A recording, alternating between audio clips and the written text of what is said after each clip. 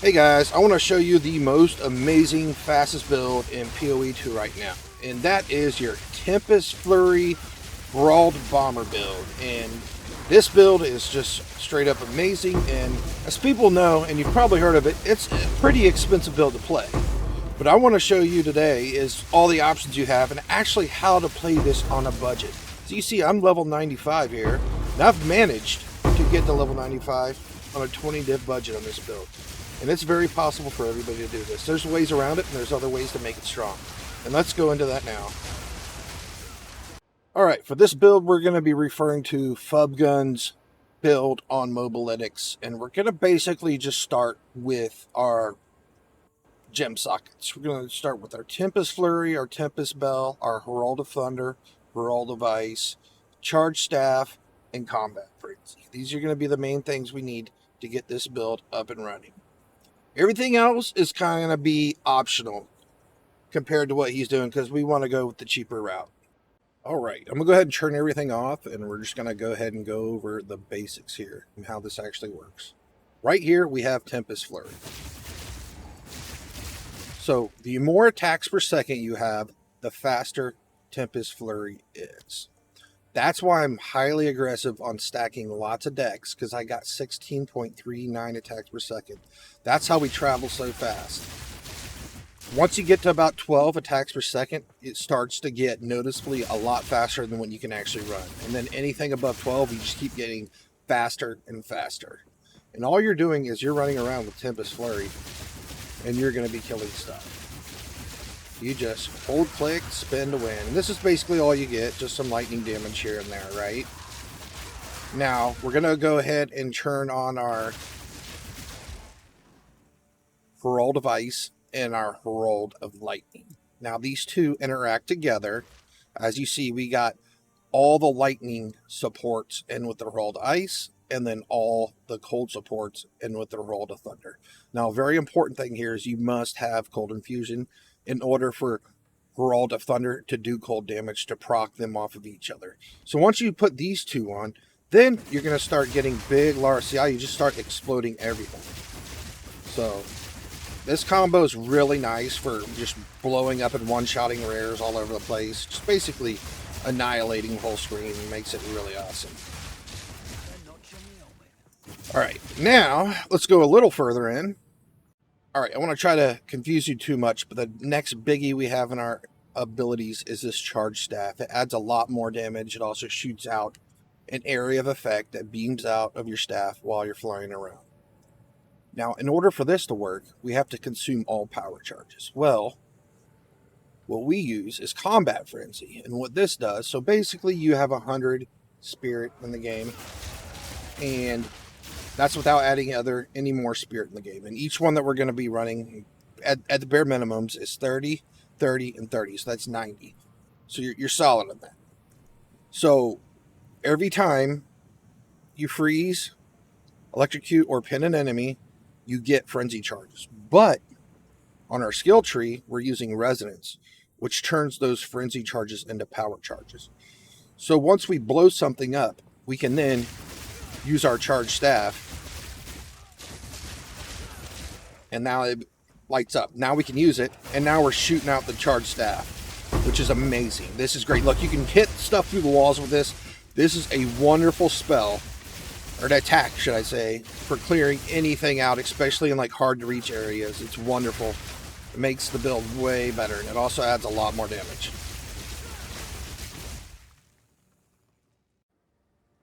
Alright, now that we have everything up and running, the last thing we're going to have is the Tempest Bell. Basically, it just slaps on a bell. If you played Monk at all, you're very familiar with it. When we hit the bell, it basically just makes our damage go crazy. But pretty much anything you don't one-shot, you just slap a bell down on it, and you just hit the bell, and it does AoE. You get tons of damage. It's how you kill bosses faster. Alright, I'm going to take it out on a big chubby tier 17 boss right here. We can actually do some Tempest Spell on him. See, you can place multiple down and you can just beat the living tar out of them. See, it adds tons of damage. This guy's extremely tanky too. But without the bell, yeah, I do very little damage. All right, let's get into gearing now. One thing I want to talk about with armor and rings and stuff like that, you can have 3 prefixes and 3 suffixes on each piece of gear. So with this stat stacking build, you want strength, dex, and intelligence and all attributes, stuff like that, to make your build more powerful. But you're also sharing the 3 prefixes with resistances. So all the stuff you have here on your prefix side is going to be like life and mana, damage to attacks, rarity, etc., and damage. So we want to try to get as much resistance as possible so that we can get strength, dex, intelligence, and all attributes on every other slot. So what we want to do here, I would say the most mandatory piece of gear in this game is going to be the Moriar Invictus Grand Regalia. You want to make sure you get at least 10% to all elemental resistances per socketed rune or soul core. Alright, so Moriar, you just want to make sure that you get all elemental resistances. Now, this is where you can save a lot of money. Where we go to per socketed, we have max life, global defenses, attributes, and then spirit. Obviously, you're going to want the attributes, right? Because we're a stat stacking build. But in order to, be able to get this build up and running for much cheaper, like I like to go life, that way you can get a ton of life and you'll be tanky. Look, they're dirt cheap. So that's what I went with. I've leveled all the way to 95 with this armor. It has done me really well. So once you get 5 resistant sockets into every single socket, plus another 10, you get 60 all resists, and this makes it really good for like getting a lot of resistances done. When you take that off, you see also you get a good chunk of life from it as well. All right, next up we're going to talk about the mandatory uniques that you got to have for the build, and that's going to be your Hand of Wisdom and Action gloves. Now, what I really think is a great starter set is try to get something with at least 4% attack speed. The lightning, you don't have to worry about it. You'll still have enough damage to do all content, even with a 1 to 8 roll. But eventually you want to move in further to get your higher roll. Like, they even go up to 1 to 12, and then they're even way more expensive. So you just need to get you a decent pair of gloves that, you can afford. The next, we got the absolute main weapon of the build, Pillar of the Caged God. Now, the difference between the beginning one and the end-game one are very similar. One's 1.61 and the other one's 1.65. The only difference is you're getting a cruft that goes up to 8% of the attack speed. But you could just buy any 3-socket one, slap 3 attack speed soul cores, and you get 15% compared to 18. So you get you one of those weapons and you're all set there. Next off we want to talk about are the belts. Like I would try to get you any ingenuity would be great, because you want to get more stats off of your rings to get more attributes. If not, you can just get you a nice little life mana belt with strength on it, some resist, whatever you want.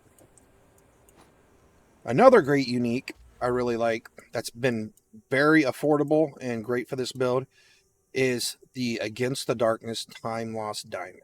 Now, this one, obviously, you're going to want like attributes and stuff for this, like 4% increased strength, dex, intellect, but you can get a 1% life and mana one for really cheap. I think they're like 3 divs on TFT. These are very common. People are selling it for cheap, and basically it turns all your little nodes in to give you another life and mana percent, which is huge. So yeah, grabbing one of those is really nice for your tankiness and your mana support and all that good stuff. So I definitely recommend getting one of those. All right, next up we have is jewelry, like rings and amulets. Believe it or not, strength and dex ones are dirt cheap.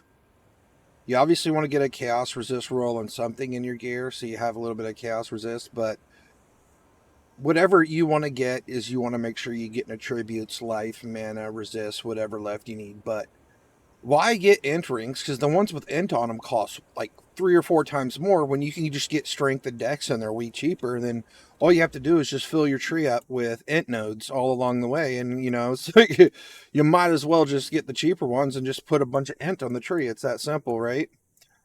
So that's an easier way to get cheaper gear, is getting strength and dex ones. And then also you want to soup them up with the quality of your ring modifiers. Boots, whatever you need, whatever you can get. You know, if you still need a resistance, grab a resistance, but you want to try to get as many attributes as possible on your boots. Obviously, life and mana rolls as well. Everything's helpful. Helmets, this is a big optional thing here. Helmets. Like, we got, you know, 4 popular helmets for this build. Like Fub Gun likes this one. I was using it more. You can slap it on and you get a big chunk of energy shield. And then also, too, if you manage to get more spirit, you can also run Grim Feast. So that will even, when you're killing and picking up the Grim Feast pieces, you'll get up to like 4,000 energy shield stacked on top of your life, too. So that'll even make you even more super tanky.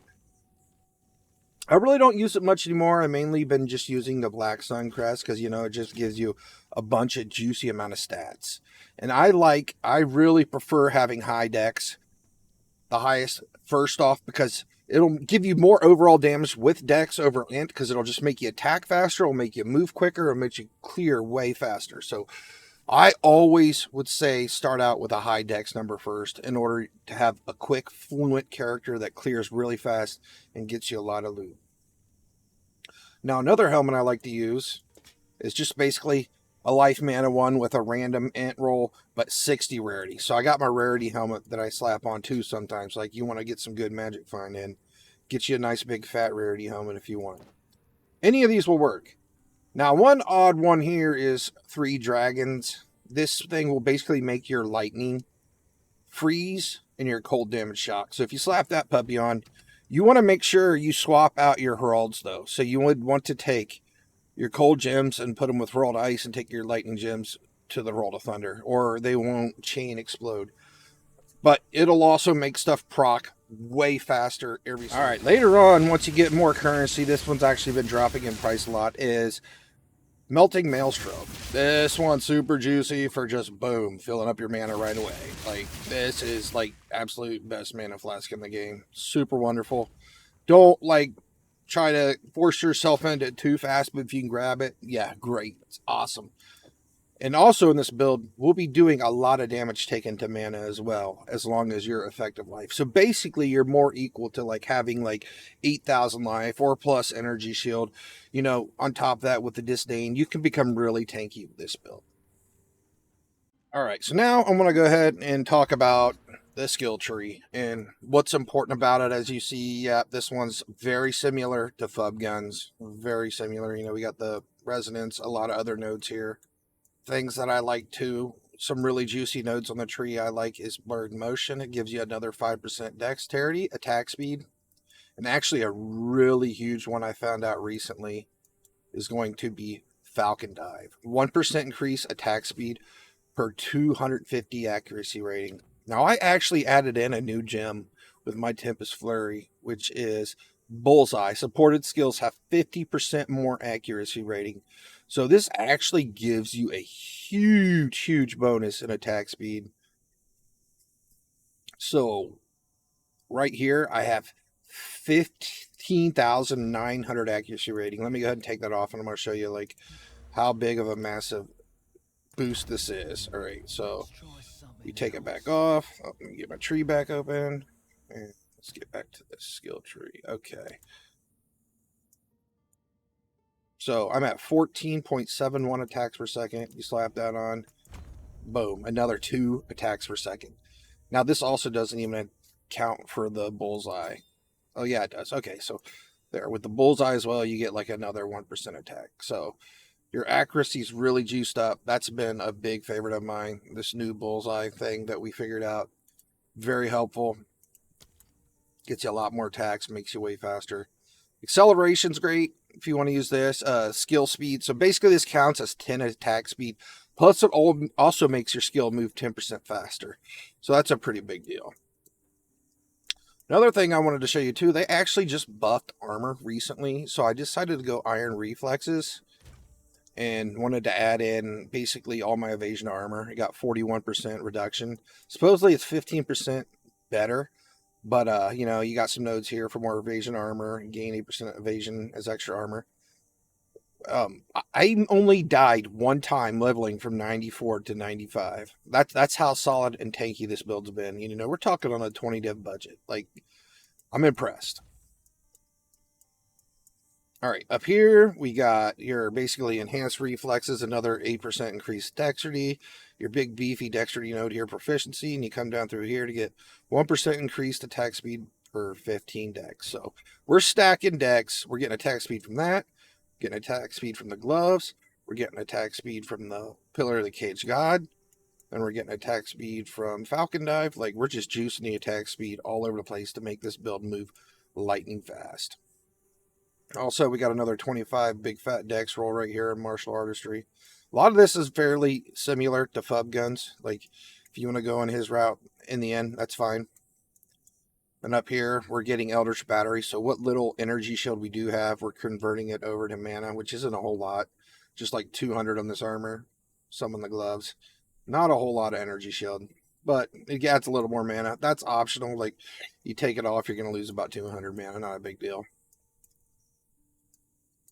And then all the rest is pretty much jewel sockets. Now, honestly, some people like to get pure power. I wouldn't mind having it either, but I'm kind of where I'm at on my tree, and I just don't have it right now. Another really big important thing, since a lot of people do mom, but I don't like it. I feel like it's a waste. I just want to basically, instead of, because mom reduces your mana regen by 50%, right? Now, if you have the Maelstrom flask, it's okay. But without it, you know, you're hurting for mana regen. Like, you know, what do I have right now? Like 211. It's not a lot, but it's like enough to pay for my skill as I go. So basically, I just do 4% damage taken from mana here, here, and then we got another 8% here. And we also have some on jewels. And then what I want to go over next is the jewels, because you get a lot of jewel sockets with this build. And we're going to go into that next, kind of like what you need to be looking for in jewels, right? Oh yeah, before we move on into the gems, we got to talk about the really most important thing, the reason why we're gemling, right? Yeah. Gemling is freaking awesome. So we go up this path here, we get 3% increased attributes here and here, massive, right? Requirements just don't matter because you have it all right. Well, here, inherent bonuses from intelligence, strength, and dexterity are doubled. So that is massive. That's how we get so much life. It is so nice. So we're getting 4 life per 1 strength. Then we're getting 5 accuracy per 1 dex.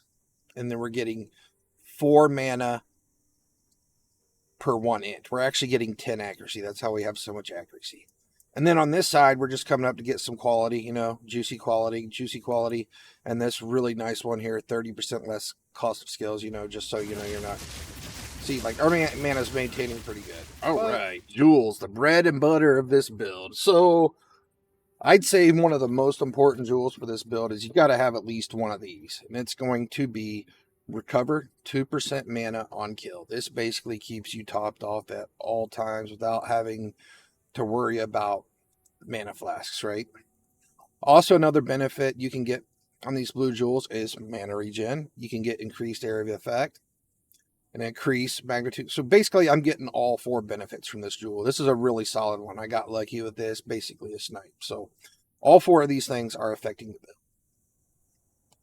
Next, these 3 jewels, basically I'm only paying attention to 2 really important lines right here. Increased elemental ailment threshold, increased chance to inflict ailments. So all 3 of these have both of those stats, right?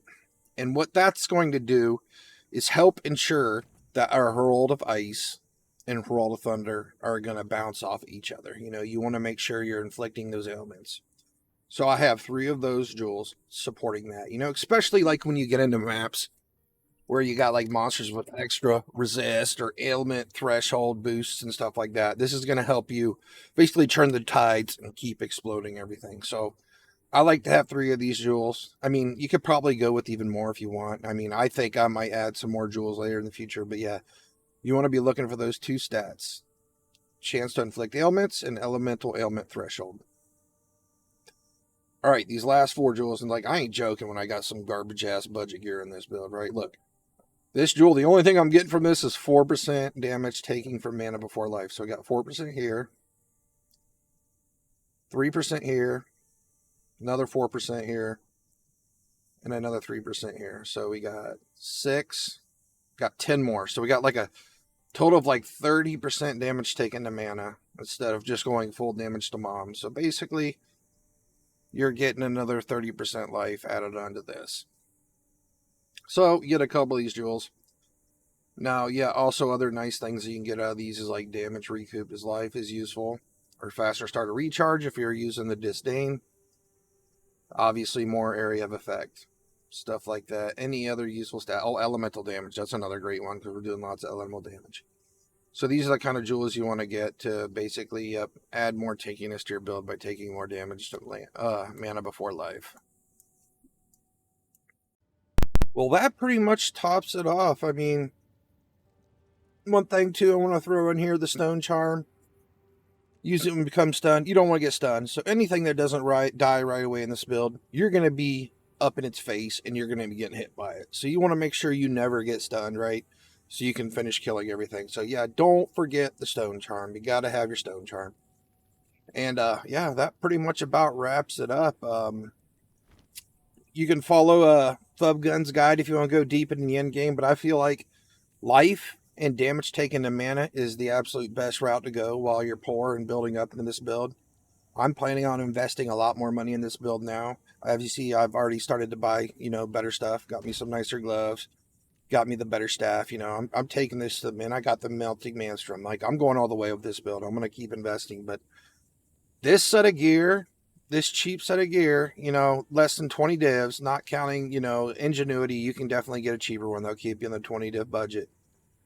Did me really well to level 95. And, I can't believe how tanky this build was. Like, it works great. It clears fast and it's tanky. It's just a wonderful build. I guess I'll go ahead and go in some maps and kind of show you some more action with it. Some other little things I like to use. All right, well, I want to go ahead and wrap up this video up. And basically, another thing that's kind of nice, I really haven't messed around with the Thub Gun cast on shock yet. Obviously, you're going to need more spirit if you ever want to run Grim Feast. But also, you got Flicker Strike. This was pointed out to me, like, some people that play this game. One of the really annoying things is, like, running into walls with this build.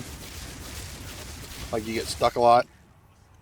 Flicker Strike's a really useful skill. I see you getting stuck all the time. Like, a really useful skill for, like, jumping around on the monsters in, like, areas where there's lots of trees and bushes and obstacles, right?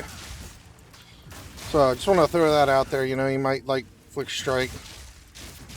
Might be something you want to play with and use. See if I can pop it off some here. It's knocking him out pretty quick, huh? I don't think I've ever done this map before. Yeah, I have a long time ago. But yeah, Flicker Strike's useful. Try to use it more. Oh yeah, so you're just bouncing all around. Kind of like ignores all the walls and obstacles and you just like kind of knock everything out, right? And same old. A little less damage, but definitely gets you around a little better, right?